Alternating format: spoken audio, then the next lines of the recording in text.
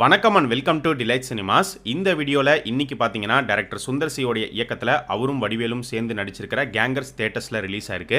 இந்த கேங்கர்ஸ் எப்படிப்பட்ட ஒரு படமாக அமைஞ்சிருக்கு அப்படிங்கிறத ஒவ்வொன்றா நம்ம பார்க்கலாம். ஸோ நம்ம சேனலுக்கு நீங்கள் புதுசாக இருந்தீங்கன்னா சேனலை சப்ஸ்கிரைப் பண்ணி சப்போர்ட் பண்ணுங்கள். இப்போ வாங்க வீடியோக்குள்ளே போகலாம்.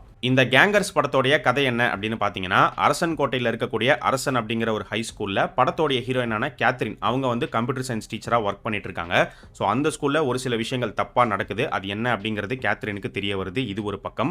அதே ஸ்கூல்ல தான் நம்ம வைகை புயல் வடிவேல் அவர் வந்து பிடி மாஸ்டரா ஒர்க் பண்ணிட்டு இருக்காரு. அதே ஸ்கூலுக்கு தான் படத்தோடைய ஹீரோவான சுந்தர்சி புது பிடி மாஸ்டரா வந்து ஜாயின் பண்றாரு. ஆனா சுந்தர்சி இங்க வந்ததுக்கான நோக்கமே வேற. அவருக்குன்னு ஒரு பேக் ஸ்டோரி இருக்கு, அவருக்குன்னு ஒரு காரணம் இருக்கு. ஸோ என்ன நோக்கத்துக்காக இப்போ இவர் இங்க வந்திருக்காரு, இங்க வந்ததுக்கு அப்புறமா என்னென்ன சம்பவங்கள்லாம் நடக்குது, அடுத்து சுந்தர்சி என்னென்ன விஷயங்கள்லாம் பண்ணாரு அப்படிங்கறதா இந்த கேங்கர்ஸ் படத்தோடைய மொத்த கதையுமே. சுந்தர்சியோடைய கடைசி 2 படங்கள் மதகஜராஜா, அரண்மனை 4 இந்த 2 படங்களுமே செம ஹிட்டான படங்களா அமைஞ்சிருந்தது. அரண்மனை 4 விட மதகஜராஜா படத்தில் பார்த்தீங்கன்னா காமெடி நல்லா ஒர்க் அவுட் ஆயிருந்துச்சு, நல்ல ஒரு என்டர்டெய்னிங் ஃபிலிமாக அமைஞ்சிருந்தது. ஸோ அந்த வகையில் இந்த கேங்கர்ஸ் படமும் இன்னொரு சூப்பர் ஹிட் ஃபிலிமாக அமைஞ்சிருக்கா, எப்படி இருக்குது அப்படின்னு பார்க்கும்போது, ஃபர்ஸ்ட் இந்த படத்தில் நடிச்சிருக்கிற ஆக்டர்ஸ் சுந்தர்சி, கேத்ரின், வடிவேல், வாணி போஜன் சொல்லி எல்லாருமே வந்து பார்த்தீங்கன்னா அந்தந்த கேரக்டருக்கு என்ன தேவையோ நீட்டான ஒரு பெர்ஃபார்மன்ஸ் கொடுத்துருந்தாங்க. பொதுவாக சுந்தர்சியோடைய படங்களில் பார்த்தீங்கன்னா ஸ்டோரி வைஸ் பார்க்கும்போது ஒரு நார்மலான யூஸ்வலான ஒரு ஸ்டோரியை எடுத்துக்கிட்டு அது அவருடைய ஸ்டைலில் எல்லா எலமெண்ட்ஸுமே பிளேஸ் பண்ணி ஃபன் ஃபில்ட் என்டர்டெய்னிங்காக வந்து ப்ரெசென்ட் பண்ணணும்னு நினைப்பாரு. அதே மாதிரி தான் இந்த படத்தையுமே வந்து அவர் ஒர்க் அவுட் பண்ணியிருக்காரு. பட் இந்த படத்தோடைய ஸ்டோரியில் வந்து பார்த்தீங்கன்னா ஒரு 2 ட்விஸ்ட் வந்து அவர் பிளேஸ் பண்ணியிருந்தாரு. அந்த ட்விஸ்ட் ரெண்டுமே வந்து நல்லா இருந்துச்சு, டீசெண்டாக இருந்துச்சு. ஒரு ட்விஸ்ட் வந்து மேபி ஒரு சில பேர் கெஸ் பண்ணிடுற மாதிரி கூட இருக்கலாம். பட் இன்னொரு ட்விஸ்ட் வந்து கொஞ்சம் கெஸ் பண்ணாத அளவுக்கு தான் வந்து பிளேஸ் பண்ணியிருக்காரு. ரொம்ப வருஷத்துக்கு அப்புறமா சுந்தர்சி அண்ட் வடிவேல் இவங்க 2 பேரும் சேர்ந்து இந்த படத்தில் ஒர்க் பண்ணியிருக்காங்க. இதுக்கு முன்னாடி இவங்களுடைய காம்பினேஷனில் வந்த காமெடிஸ் எல்லாமே வந்து சூப்பர் டூப்பர் ஹிட் காமெடிஸ், உங்களுக்கே தெரியும். அதே மாதிரி இந்த படத்தில் இவங்களுடைய காமெடிஸ் எந்த அளவுக்கு ஒர்க் அவுட் ஆயிருக்கு அப்படின்னு கேட்டிங்கன்னா, படம் ஃபுல்லாகவே நிறைய இடங்களில் காமெடி ஒர்க் அவுட் பண்ணியிருக்காங்க.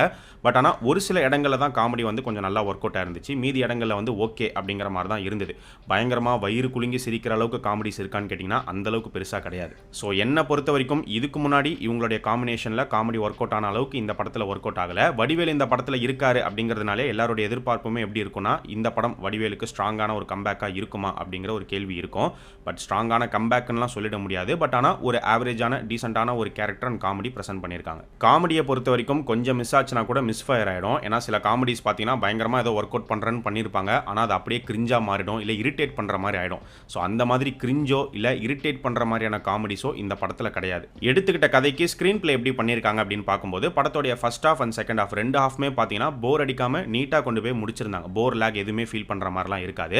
அண்ட் சுந்தர்சி வந்து அரண்மனை டெம்ப்ளேட்டை விடுற மாதிரி தெரியல. ஏன்னா இந்த படத்துலையும் பார்த்தீங்கன்னா அரண்மனை டெம்ப்ளேட்டை லைட்டாக பட்டி டிங்கரிங் பண்ணி யூஸ் பண்ணியிருக்காரு. டெக்னிக்கலாக பார்த்தீங்கன்னா படத்தோடைய சினிமாட்டோகிராஃபி நல்லா இருந்துச்சு. மியூசிக் எடுத்துக்கிட்டோம்னா சாங்ஸ் அண்ட் பேக்ரவுண்ட் ஸ்கோர் வந்து ஓகே அப்படிங்கிற மாதிரி தான் இருந்தது. சுந்தர்சி படத்தில் பார்த்தீங்கன்னா கண்டிப்பாக கிளாமர் இருக்கும் அண்ட் அதே மாதிரி லாஜிக் மீறலும் வந்து இருக்கும். ரெண்டுமே இந்த படத்துலையுமே இருக்குது. பட் கிளாமர் எடுத்துக்கிட்டோம்னா அவருடைய முந்தைய படங்களோட இந்த படத்தில் கிளாமர் வந்து கொஞ்சம் கம்மியாக தான் இருக்குது, கம்மி பண்ணியிருக்காரு போல.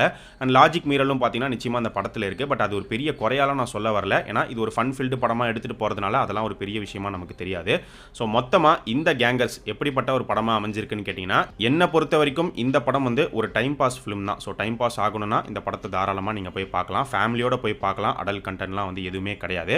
பட் ஆனால் காமெடிஸ் வந்து இன்னுமே ஒர்க் அவுட் பண்ணியிருந்தாங்கன்னா சூப்பராக இருந்திருக்கும். கண்டிப்பாக மதகஜராஜா அளவுக்கு இந்த படம் வந்து கிடையாது அப்படின்னு தான் நான் சொல்லுவேன். பட் ஒரு டைம் பாஸ் ஃபிலிமாக இந்த படம் அமைஞ்சிருக்கு. இன்னைக்கு இந்த கேங்கர்ஸ் படம் தியேட்டர்ஸில் ரிலீஸ் ஆயிருக்கு. ஏற்கனவே பார்த்தவங்க இந்த படம் எப்படி இருந்துச்சு, உங்களுடைய ஒப்பீனியனை இந்த வீடியோவுடைய கமெண்ட் செக்ஷனில் சொல்லுங்கள்.